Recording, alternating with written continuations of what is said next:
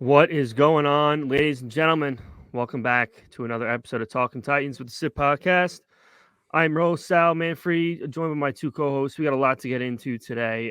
Last week in the NFL, got a special guest on. We can't wait to bring in as well. Let's hit it. Sammy, start me off. Turn up your volume. Because you're about to listen to The Sick Podcast. Talking Titans. Ladies and gentlemen, 94 yards. Touchdown, Titans. He is the baddest man in the NFL, and he just took her to the house. The sickest Tennessee Titans podcast. Sick! It's gonna be sick.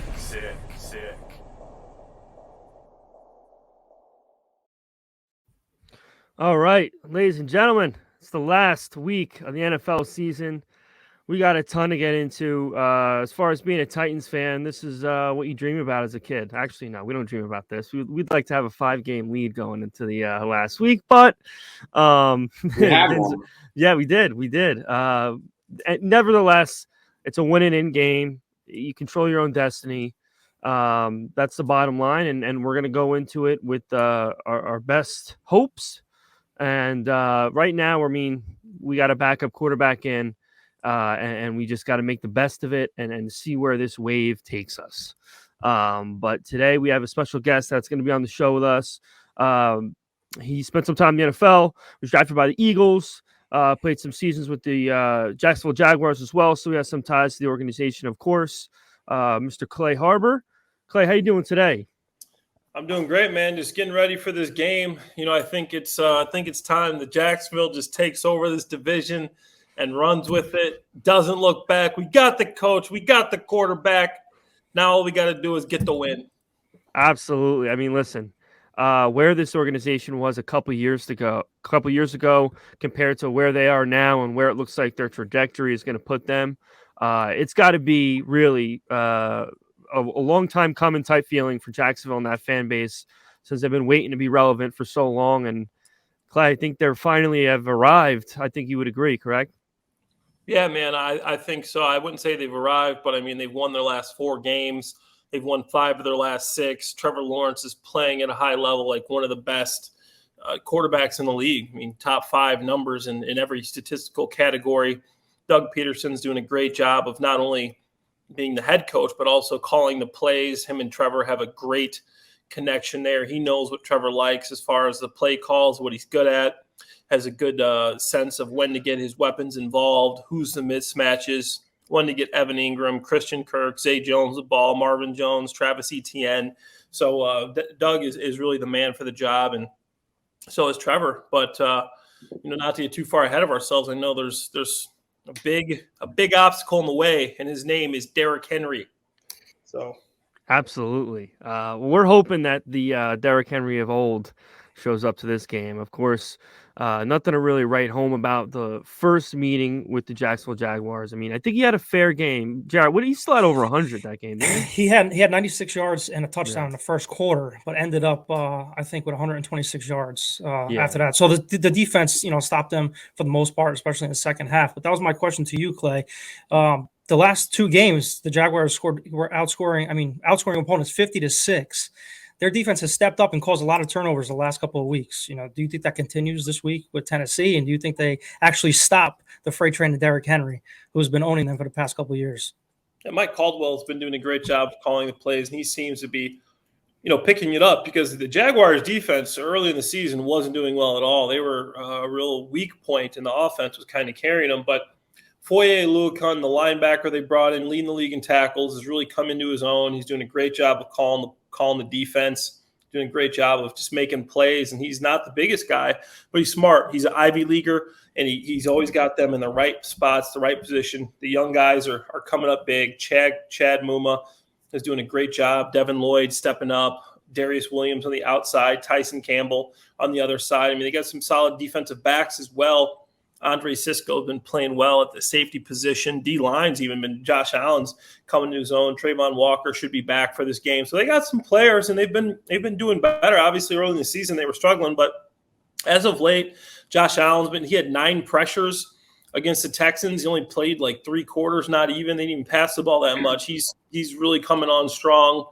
Foye Oluokun doing a great job. I think he had double-digit tackles, didn't even play the whole game. So the defense is doing better. But, I mean, Devin Lloyd is up and down. And obviously, when you're trying to tackle Derrick Henry, it's a different story. I mean, this guy is still a leading rusher in the NFL, one of the baddest men on the planet. Guy's still averaging 4.5 a pop and still getting it done. And he's coming off of an extra week of rest. This guy's rested. He is ready to go, wound up, knows what this is. So, I mean, anything can happen when you have Derrick Henry as your running back. I don't care if I'm the quarterback. You can, as long as you can hand the ball to him, you got a chance. Yeah. So my question I had for you, Clay, is, well, obviously, thanks for coming on. The Jaguars started the season off pretty bad. So what do you think the difference was between the first half of the season and the second half of the season for them? And since you are a former NFL player, I just wanted to know what a coach has to do or an organization has to do when you get off to that rough start and keeping a team focused and not letting them fall apart and become a joke. No disrespect, what the Jaguars have been for quite some time. So how to get my jab in there a little bit. But how does a coach or a GM or a front office keep the team focused and motivated after starting, 1-5, 1-6, and trying to convince them that they still have a chance going forward? Hey, man, I don't appreciate those jabs you're throwing right there. Don't think those. Well, you're a big guy. I can only throw a jab behind a screen. I wouldn't do it in person. So. I see what you're doing over there. So it's an interesting season. They started off 2-3, and everything's going good. And then next thing you know, they lose 5 straight games. And I mean, I wrote them off after that 5th game. I said, okay, we're playing for draft picks now. I hope they lose out. There's no way they're going to be in this conversation. People kept losing. Jaguars win a game. They lose again. The Chiefs, they go, okay, they're done. They're done again. They gave me hope for a second. Now they're done again. Then they roll off, 5 out of 6, and they're in this thing. And nobody wanted to slam the door on them. Obviously, there's injuries with the Titans, with the Colts, things going on there where they really couldn't accelerate and put this division away. But it's been a weird season. I mean, these games have been close. You look all the way back to the Philly loss. 5 fumbles. They were in that game, one of the best teams in the NFL. You go forward to the Houston Texans game. Interception in the end zone, fumble in the end zone. Texans never should have beat them. You guys forget the Texans beat the Jaguars early in the season. Never should have won. I was at that game. Colts beat them on a game they had. These are some crazy losses. The Giant game, crazy loss. Denver beat them in London, which a game that never should have happened. I mean, watching these games, like, how does this happen? I mean, they played Kansas City tough, and they just went on this run. They always had the talent. They had the ability, but it started clicking. Trevor stopped making those rookie mistakes. Instead of throwing picks and fumbling the ball, he learned how to take care of it. And you just saw they lost to Houston that first game. And you come back and you see the game that they just played against Houston. They didn't even play good. And they just absolutely dominated them 31-3. And they didn't even play a good game. That just shows the difference in where this team has came from the beginning of the season. So that's been impressive. And Doug Peterson, he's a coach that can coach down the stretch. He's Absolutely. won his before. Yeah, I mean, that kind of leads me to the question I had for. I mean, I'll be honest. The last 2 years that I've seen Trevor Lawrence play, part of your signing bonus? What'd you say? Was that part of your signing bonus? Yeah, right. That's what the Jags are giving away. But like I was saying, like the first couple years he was in the league, I kind of already started to imagine that he was going to be trending in the direction of a bust. And to see him do just really a 180, I would say really you start to see it after the first 5 games, 6 games. You really start to see him hone in and really become that number 1 quarterback that they draft him to be. What do you think the biggest attribute has been, or the biggest part of his game that has been able to elevate him from that middle ring, like just doing enough, to now one of the upper echelon quarterbacks in the league? Honestly, as cliche as it sounds, it's just consistency, because he would make a play here, make a play there, and you're like, okay, like this guy has it. He has it. But the next thing you know, he's rolling out, he's throwing a pick into 3 defenders. It's like, what are you doing? And he's just made better decisions. It's come down to decision making. And he's always had the raw skills to make the throws, the accuracy, the deep ball, but his decision making. He's not making those dumb rookie decisions anymore, and he's giving his playmakers chances to catch the ball. Now you see him, he's not zoning in on one guy. He's getting the ball to Evan Ingram, getting the ball to Christian Kirk. Zay Jones had some big games. Marvin Jones led the team receiving last week. Travis Etienne's catching the ball a lot. So he's just spreading it around, and there's not one guy that you can really take away on this team. And the most exciting part is next year you got Calvin Ridley coming too to put onto this team, and you're not losing anybody. Actually, Evan Ingram will be a free agent. Hopefully they can re-sign him. But, I mean, that's not a huge loss, especially when you're bringing on Calvin Ridley, one of the top receivers in the league. This guy in 2020 had almost 1,400 receiving yards. So and everybody forgets about that too. Yeah. So then going back to what I said, though, like what are those conversations like in a locker room when you're on a team that's struggling? What does a coach or a leader in a locker room have to say or do to make a team believe in itself? Because clearly the Jags are in a tough spot. And then all of a sudden it just seemed like they clicked, and now, they look like they're a team nobody wants to play. So what are those conversations like from a locker room perspective, a head coach perspective?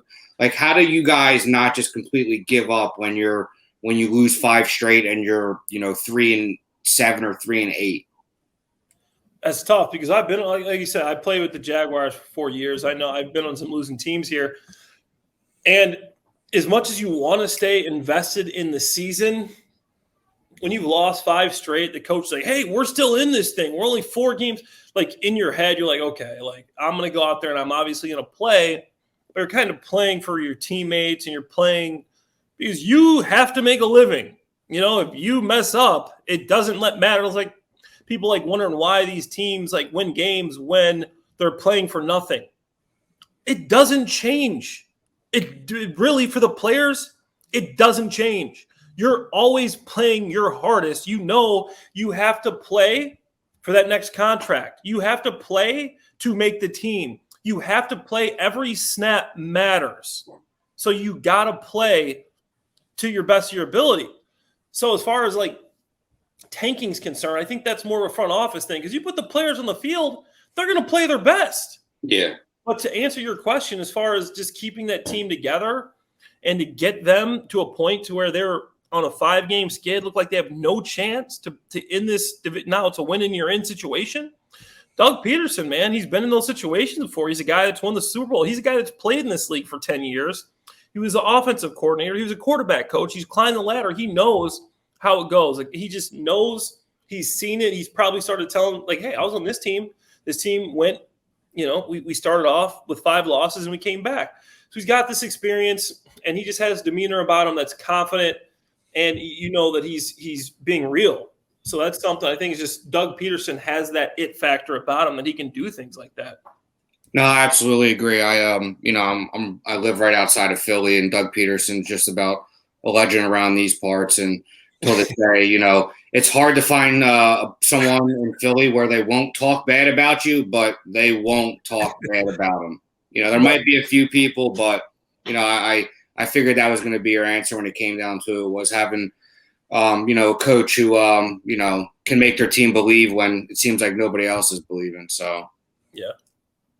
Definitely. Yeah, absolutely. Little side note before we ask for your predictions. As far as the DeMar Hamlin situation, how do you feel the NFL handled all that, as far as the way the game ended and how they're talking about probably not playing the game? I mean, as an NFL veteran, I'm sure you understand that this is a unprecedented situation that we've never really experienced as a fan base, as a former player, or really as a organization in general from the NFL. How do you think they've been handling things with that? Honestly, I think they did a good job. I think maybe it took a little long to cancel the game, but hey, they got it done. They canceled it. There's no way for me. I'm like, dude, there's no way these guys are going to play.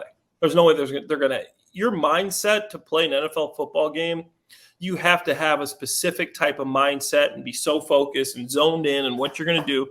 You can't be worried about when your buddy's literally fighting for his life. You can't do that. There was no way those guys were going to be able to play. And as a player, I felt for him. My heart went out for him. I immediately just started thinking about his family, because I know how my mom was every time I'd get tackled, like, Mom, I'm fine. I've been tackled 100 times. She's cringing. She took those hits with me, and I just felt for his family, knowing how the loved ones feel watching that. And it was tough. But I think the NFL did a good job of canceling the game, showing that, hey, yes, we care. This is our product. This is our livelihood. This is our job. But more importantly, life and death comes before this. I mean, this is just a game at the end of the day. So at the end of the day, player safety's here. The livelihood and the rest, we'll figure it out. Okay? This is what matters the most. We're going to show that we care about our players, and we put them first. And then after that, it's the league and whatever happens, how we're going to figure out this playoff situation, how we're going to figure out the seeding situation, because that's going to throw some wrenches into things. I mean, I don't know how it's going to happen. One team didn't play a game. I mean, I don't think we've ever seen anything like that before. You just canceled the game, didn't make it up. But it shows me that the league does care about the player. I got some thinking, hey, give us longer health care if you really care. I'm on my 5th year out. This is my last year of health care. And then, obviously you got to get your own health care. Even for the retired guys, you're on pension, you save your money, whatever. You still got to go buy your own health care after 5 years. Any other professional sport, you're a vested guy. You make the 5 years, you're getting your health care for life. So that's something, but that's crazy. I think this is them showing they do care about the players, and they're putting that out there. So I think that's a good thing for the league. Yeah, because I saw a clip recently. I don't know where it was from, but there was a gentleman who was on the show that was really beside himself because I guess he had known some of the information as far as what goes on with the players and their contracts and whatnot. And he was saying, realistically, this guy could be screwed because he's only been in the league a couple of years. Yeah. And he might be screwed out of whatever kind of help he might need medically moving forward. And, his pension is I think they said NFL disability is incredibly low now. Do you think they need to make some changes with those situations, with a situation like this at hand?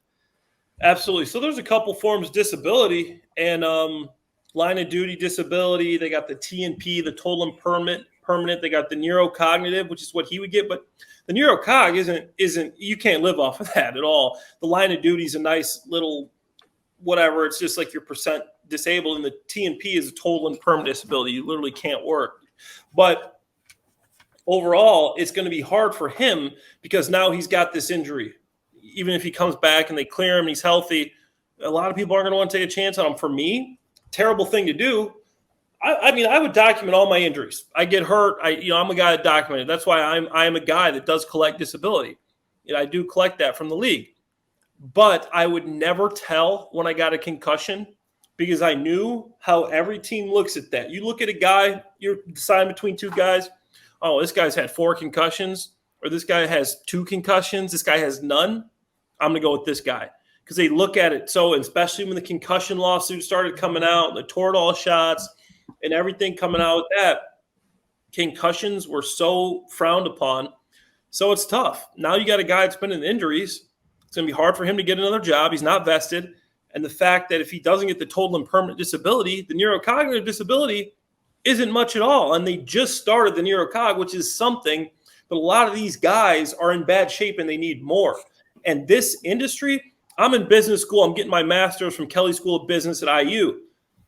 I just did a study of the NFL, and they are making more money than any other professional sports league.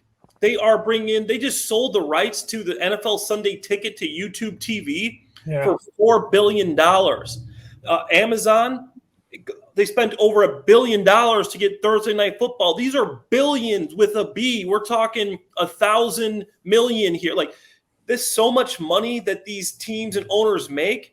They could do so much more for their players, but obviously at the end of the day, it comes down to dollars. Absolutely. All right. Well, Clay, before we let you go, we want to hear what your predictions are, score predictions for this game against your former team, the Jacksonville Jaguars, and our Tennessee Titans. What do you think?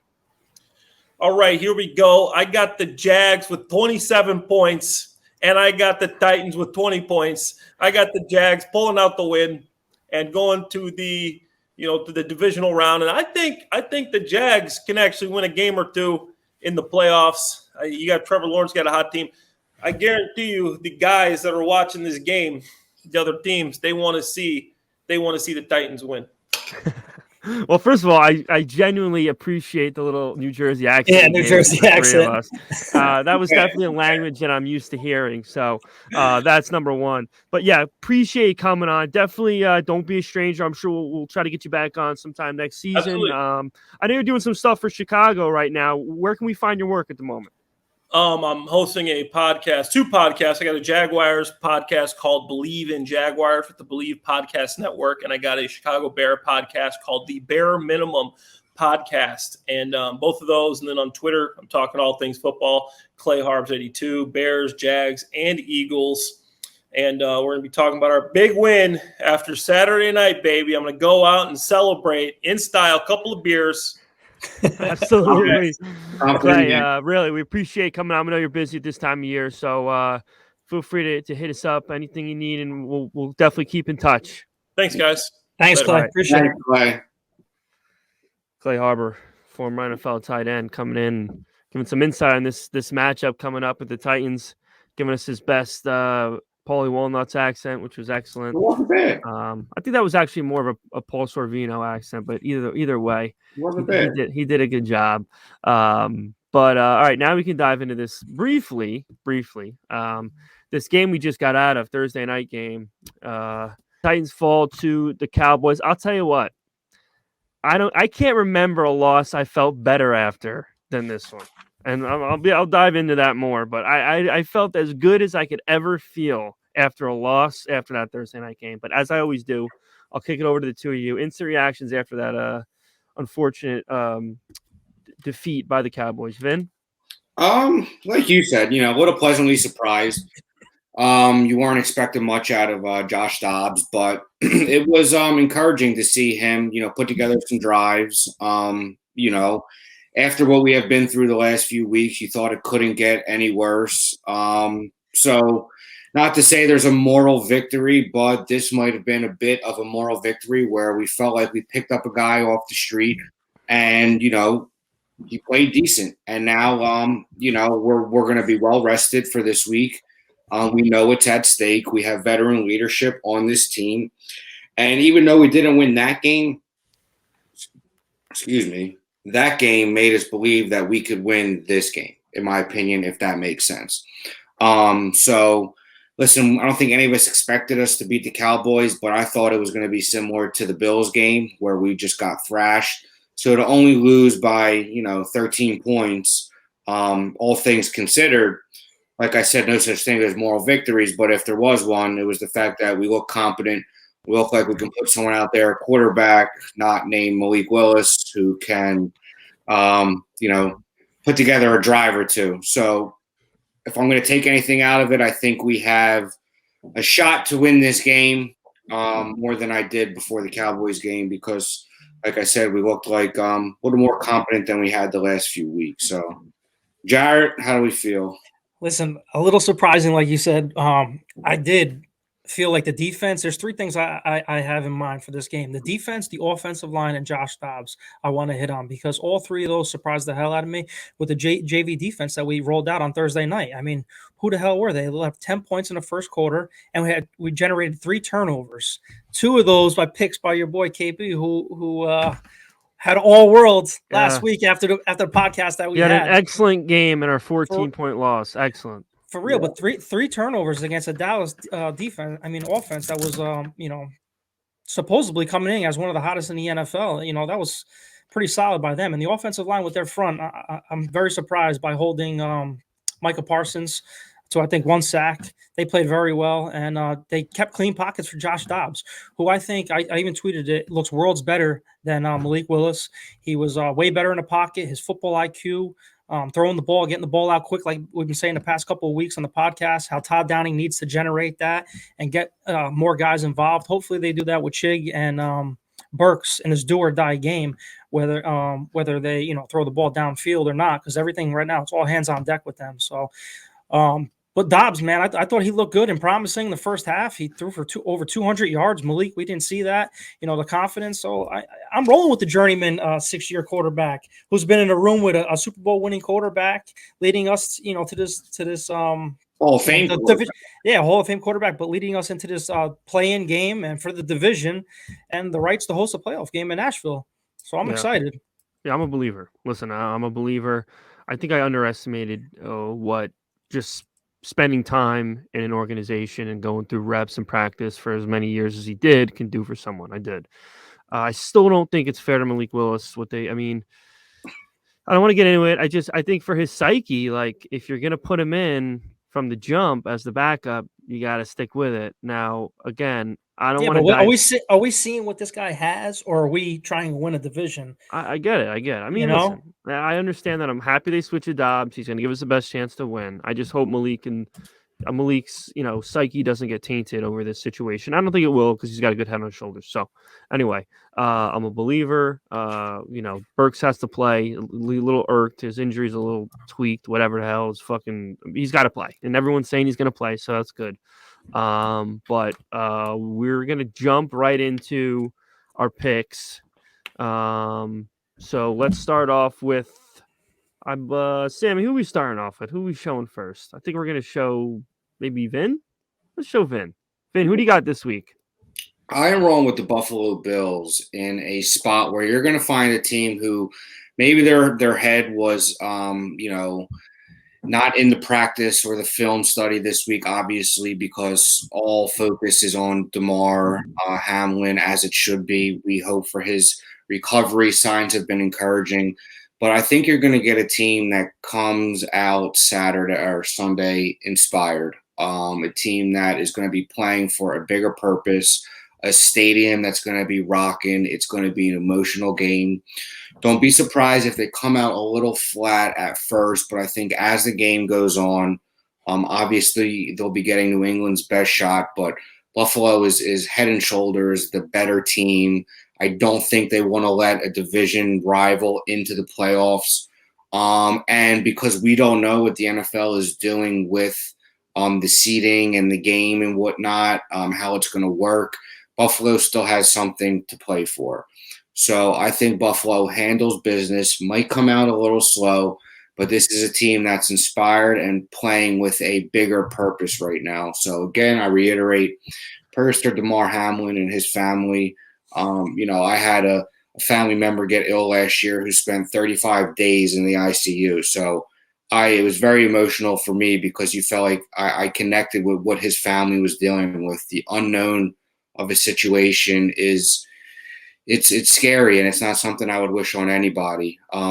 Fortunately, my father came out of it, and, he's a 69-year-old man. Damar Hamlin is a 24-year-old professional athlete. So, prayers up to him. He will come out of this. He will be okay. But I am taking the Buffalo Bills, and I will lay the points. I think they win by double digits. So, all right, Jarrett.